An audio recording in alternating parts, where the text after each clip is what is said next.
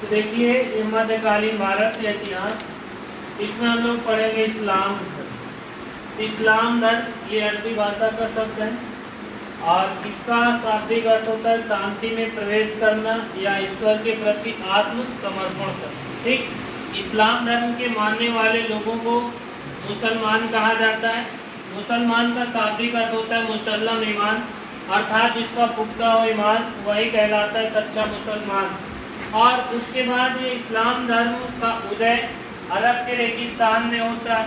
अरब के रेगिस्तान में 7वीं सदी ईस्वी में इस्लाम धर्म का जब उदय हो रहा था, उसी समय अरब में बायाडंबर, मार पीट, लड़ाई झगड़े और कमजोर कबीलों पर जो है, ये जो मजबूत कबीले थे उन पर अत्याचार हो रहा था। तो इसी सब का बोलबाला था। उसी बीच में पैगम्बर मोहम्मद साहब का जन्म हुआ।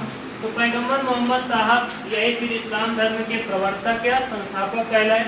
पैगम्बर मोहम्मद साहब का जन्म 570 ईस्वी में जो मक्का में हुआ। मक्का सऊदी अरब में, सऊदी अरब एशिया महाद्वीप में। उसके बाद ये पैगम्बर मोहम्मद साहब कुरैश कबीले के थे। इनका जो वंश था ये हाशमी वंश के थे। इनके पिता अब्दुल्ला थे, माता अमीना बानो थी, चाचा अबू तालिब थे, दादा अल मुतल्लिब थे और इनकी पत्नी खदीजा बानो थी। यही खदीजा इस्लाम धर्म को स्वीकार करने वाली विश्व की पहली महिला थी। और उसके बाद ये पुत्री इनकी फातिमा थी। इनका भतीजा और दामाद, तो पहले भतीजा था बाद में दामाद बन जाता है अली। यही अली इस्लाम धर्म को स्वीकार करने वाला दुनिया का पहला पुरुष है। उसके बाद फिर आगे चलकर ये पैगम्बर मोहम्मद साहब अपने गृहस्थ जीवन और वैवाहिक जीवन से ऊबकर 610 ईस्वी में मक्का में हीरा नामक गुफा में जाकर अंतर ध्यान होने लगे। तो 610 ईस्वी में अर्थात 40 वर्ष की अवस्था में अल्लाह के दर्शन होते हैं।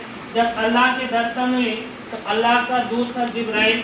तो जिब्राइल से पैगम्बर मोहम्मद साहब को संदेश मिला, ला इलाहा इल्लल्लाह मुहम्मदुर रसूल अल्लाह, अर्थात ये जिब्राइल का कहना था कि ईश्वर की कोई दूसरी सत्ता नहीं, ईश्वर एक ही है, बाकी ये जो जनता है ये अलग अलग बांट रखी है।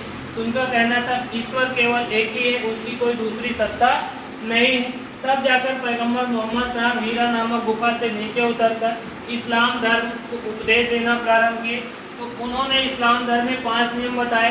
तो उन्होंने सबसे पहले कहा कि जो प्रत्येक मुसलमान को दिन में 5 समय की नमाज अदा करनी चाहिए, कलमा पढ़ना चाहिए और रमज़ान महीने में रोज़ा रखना चाहिए, ज़कात कर अदा करना चाहिए और प्रत्येक मुसलमान को अपने जीवन में एक बार हज यात्रा अवश्य करनी चाहिए।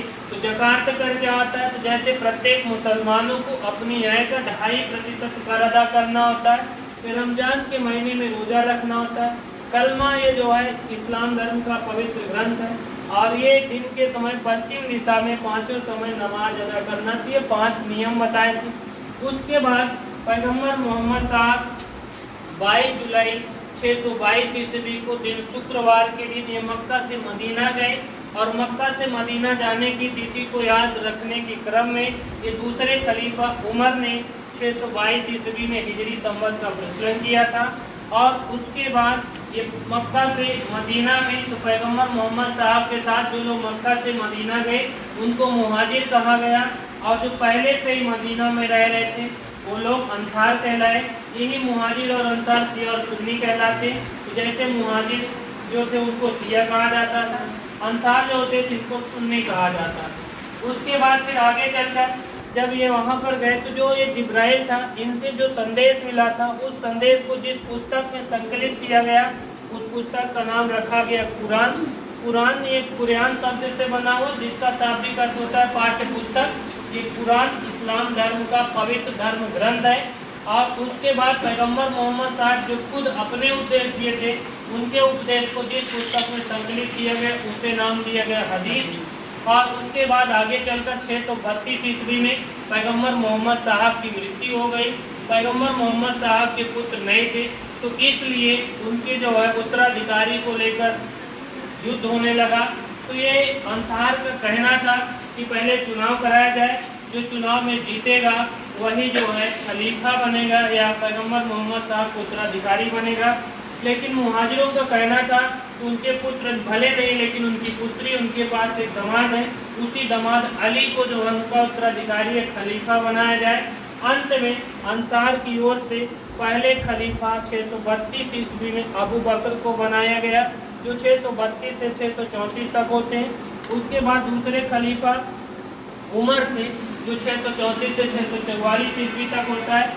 उसके बाद फिर तीसरे खलीफा ये आता है अली, ये सॉरी उस्मान, और अंत में चौथे खलीफा अली थे, जो ये मुहाजिर की तरफ से, ठीक। और उसके बाद फिर ये रहा इस्लाम।